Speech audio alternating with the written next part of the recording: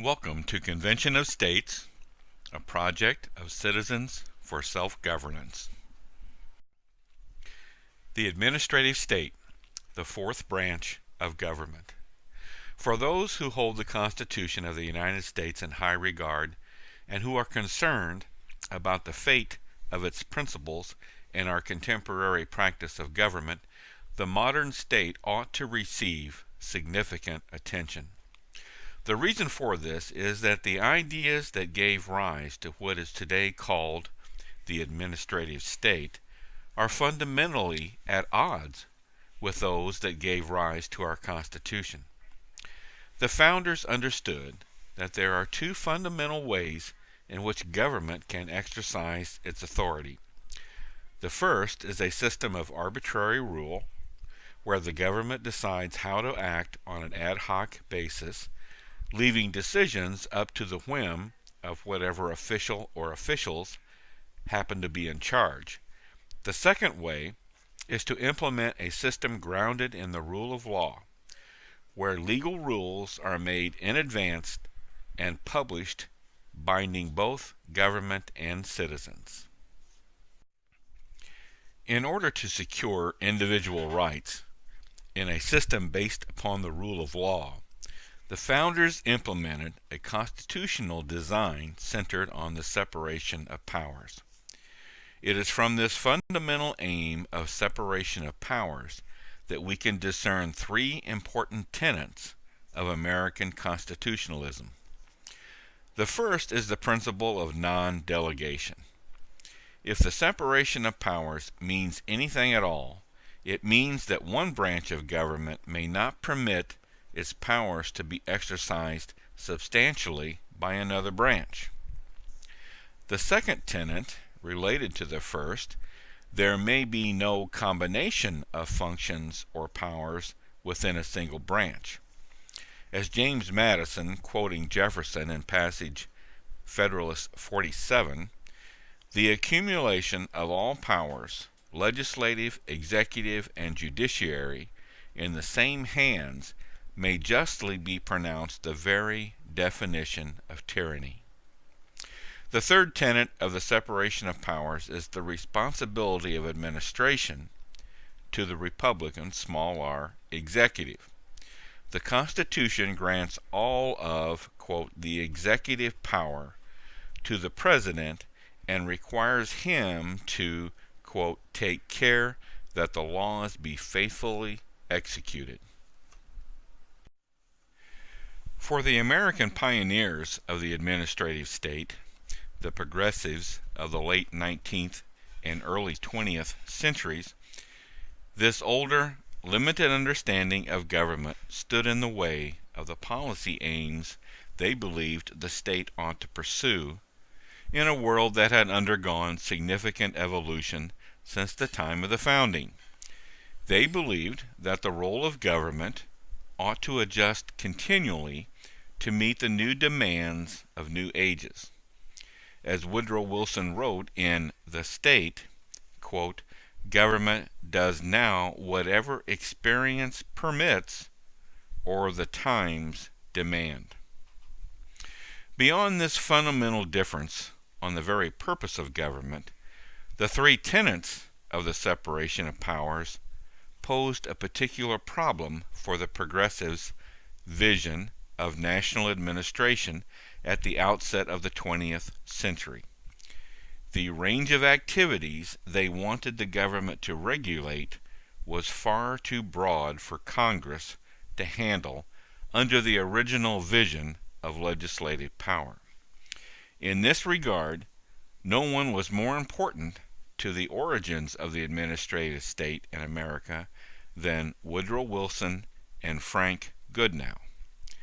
Wilson, as you know, served as the 26th President of the United States and was a leading academic advocate of progressive ideas long before his entry into politics.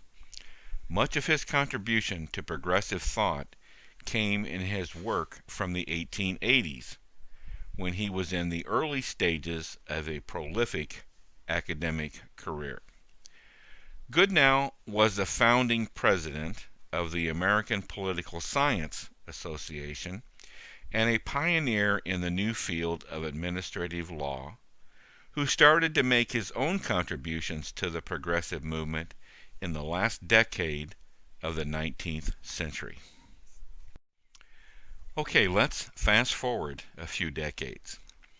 From the very start of FDR's administration, there were unmistakable indications that his New Deal would be moving in the statist direction. The brain trust that was guiding FDR's new experience in governance was composed of collectivists of various ideologies: fascists, socialists, and communists, who were all afire with zeal to transform and restructure America. Does this sound familiar? The regulatory agencies that mushroomed during the New Deal have continued to proliferate and now write more of our laws than does our elected Congress. Lyndon B. Johnson's Great Society is the logical extension of progressive political thought and FDR's New Deal. While the founders held that the task of good government is to secure its citizens' rights, LBJ argued that government must eradicate all external constraints, legal, economic, educational, and environmental, which hamper the spiritual fulfillment of its citizens. While the founders intended for the government to protect each citizen's right to pursue happiness, the extensive regulations and programs of the Great Society reached further, aiming to guarantee every citizen's full happiness. Well, just how big is the administrative state? For much of our nation's history, the federal government was quite small. In 1790, it had just 1,000 non-military workers. By 1962, there were 2,515,000 federal employees. Today, we have 2,840,000 federal workers spread over 15 departments, 69 agencies, and 383 non-military sub-agencies. There are basically 5 types of organizations in the federal bureaucracy: cabinet departments, independent executive agencies, independent regulatory agencies, government corporations like the post office, presidential commissions. Let's take a look at just one department, the State Department. Well, here in the State Department, you see at the top the Secretary of State. Well, below that position, there are 13,000 Foreign Service employees, 11,000 Civil Service employees, and 45,000 Foreign Service local employees. That's a total of 69,000 federal employees, with an annual budget of nearly $66 billion based on 2015. The bottom line here is the administrative state is huge. When it comes to rules and regulations, we always like to use this slide. This slide is used in other Convention of States presentations, but it's a perfect example from our friend Senator Mike Lee. Behold my display of the 2013 Federal Register. It contains over 80,000 pages of new rules, regulations, and notices, all written and passed by unelected bureaucrats. The small stack of papers on top of the display are the laws passed by elected members of Congress and signed into law by the President. Well, since this slide was created, 2015 was a record-setting year for the Federal Register, and this is according to the numbers from the Competitive Enterprise Institute. In 2015, there were 81,611 rules and notices proposed by the federal government. That number surpasses the all-time high, which had been in 2010 of 81,405 pages. As a side note, though, there were another 2,335 proposed rules issued in 2015 that were still at various stages of consideration and not included in these numbers. Former Senator Tom Colburn was a great advocate of eliminating governmental waste. He reported that the Government Accountability Office details several significant cases of duplication, overlap, or lack of coordination between agencies and programs. Here are a few examples. First, 53 separate programs run by 4 federal agencies provide economic development assistance to entrepreneurs. Second, the lack of a coordinated reporting system makes it difficult to track health research funded by other federal agencies, meaning agencies may issue duplicative grants to different research projects on the same topic. Third, federal agencies spent at least $79 billion on at least 7,200 investments in information technology in the past fiscal year. The Pentagon and Energy Department had the most. And last, the government spent at least $1 billion last year to conduct more than 2 million background checks of federal job applicants. Costs have grown in recent years in part because at least 7 agencies are spending tens of millions of dollars on separate databases to track personnel records.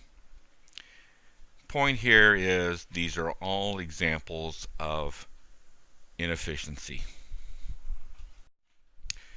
How exactly does the administrative state do harm to our basic principles? There are 4 major constitutional problems. First, the administrative state combines the powers of government in the hands of the same officials in violation of the separation of powers principle. Second, it is based on unconstitutional delegations of legislative power from Congress to bureaucrats and administrators. Third, it violates the principle of Republican small r government, which requires that power, especially legislative power, be derived from the consent of the governed, expressed directly or indirectly through elections. And fourth, the administrative process it follows to adjudicate disputes is fundamentally opposed to the protections offered by the rule of law in the traditional judicial process. All 4 of these constitutional issues are alarming, but when they are considered together, it becomes apparent that the administrative state is nothing short of a transformation of the American regime from a republic to a bureaucracy. Well, what did our founders think about these principles? Combination of powers. Many modern administrative agencies clearly violate the Constitution's principle of separation of powers by combining legislative, executive, and judicial power in the same hands. James Madison explained in Federalist number 47 that, quote, the combination of all powers, legislative, executive, and judiciary, in the same hands may justly be pronounced the very definition of tyranny. In Madison's view, the very act of combining all powers of government in the same hands is tyrannical, regardless of whether the official exercising these powers is benevolent. This is because the temptation to abuse that power will always be too great a temptation for human nature to withstand. Progressives who wanted to get around the idea of the separation of powers began the practice of creating these administrative agencies containing all three powers of government, consolidated in the same hands, for the sake of convenience and efficiency. Their desire to remove checks and balances from these institutions was based on a view of human nature entirely opposed to the view of the founders. Today, the average administrative agency contains lawmaking, executive, and judicial powers. Agencies make rules that carry the force of law, investigate, prosecute, and enforce violations of these rules, and judge violation of the rules they make. Unconstitutional delegation. Article 1, Section 1 of the Constitution declares that, quote, all legislative powers herein granted shall be vested in Congress. The Constitution therefore requires that legislative powers granted in our founding document be exercised by Congress and by Congress only. Congress cannot rightfully delegate its legislative powers to another authority. The administrative state violates this principle of non-delegation by placing legislative powers in the hands of unelected bureaucrats. Alexander Hamilton in Federalist 84 argues that whenever the people come together and create a government to be executed by their immediate representatives, they retain their power and sovereignty. The representatives do not actually possess power, they merely hold it in trust. Therefore, they cannot delegate the power delegated to them by the people. Congress does this, of course, without explicitly admitting it is delegating its power.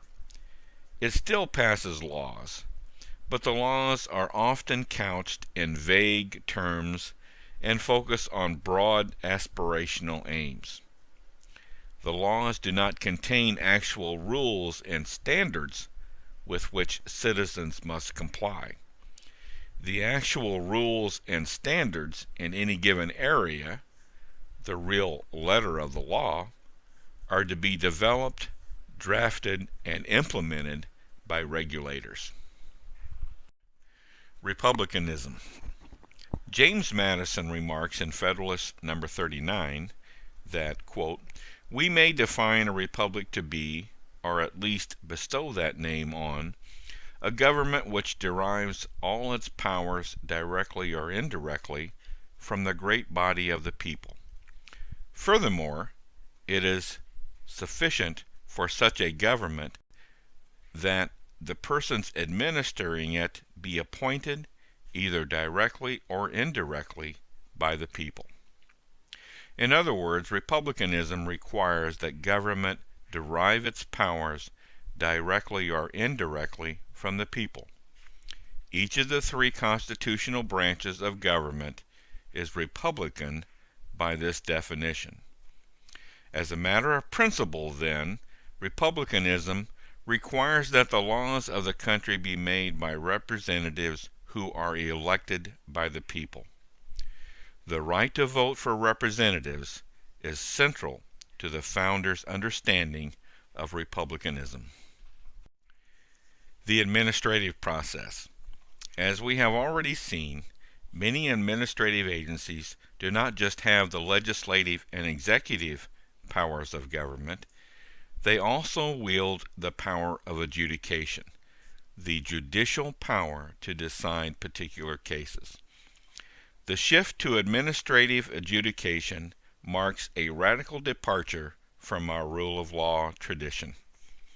Administrative agencies are designed to be freed from the technical legal rules that protect individual rights so that their decisions promote efficiency for the public rather than the rights of the parties in a specific case. In order to promote a flawed notion of social justice, the individuals receive less protection before administrative tribunals than they do in courts. Well, we're to the point again of what can we do? Well, we believe an Article 5 Convention of States for the purpose of amending the Constitution is the only way to go. Can we completely dismantle the administrative state? Probably not. However, serious reform is possible. Mark Levin has some suggested amendments in his book, The Liberty Amendments, which we will use for some possible steps to be taken. First of all federal departments and agencies shall expire if not individually reauthorized in standalone reauthorization bills every 3 years by a majority vote of the House of Representatives and the Senate. We believe this could be a major way to reduce the size of the administrative state. Next, all executive branch regulations exceeding an economic burden of $100 million shall be subject to review by a congressional oversight committee prior to implementation. The oversight committee shall vote no later than 6 months from the date of submission of the regulation. The committee shall make no change to the regulation, either approving or disapproving the regulation by majority vote as submitted. If the committee does not act within 6 months from the date of submission of the regulation shall be considered disapproved and must not be implemented. As we have stated many times, these are suggested amendments. Final proposals would be made at a convention of states. Well, what can we conclude from this discussion? The administrative state presents us with a fundamental choice. Do we want to live under a government of laws, or are we going to continue our slide toward a government of men? That is, do we want a government that rules by the consent of the governed through elections and representation, or will we continue to delegate our power of self-government to unelected and unaccountable experts in faraway places? Today's agencies violate the separation of powers by combining legislative, executive, and judicial functions in the same hands, and they violate republicanism by vesting those powers in unelected and unaccountable bureaucracies. The rise of unchecked bureaucracy that exercises arbitrary control over citizens should be alarming for anyone who holds these principles dear. The legitimate need for regulation and administration can and must be made consistent with our constitutional principles. Well, in closing, I'd like to leave you with this quote. The founders gave us a legitimate path to save our liberty by using our own state governments to impose binding restraints on the federal government. It is time to dust off the tool the founders gave us in Article 5 and get started. Thank you, folks.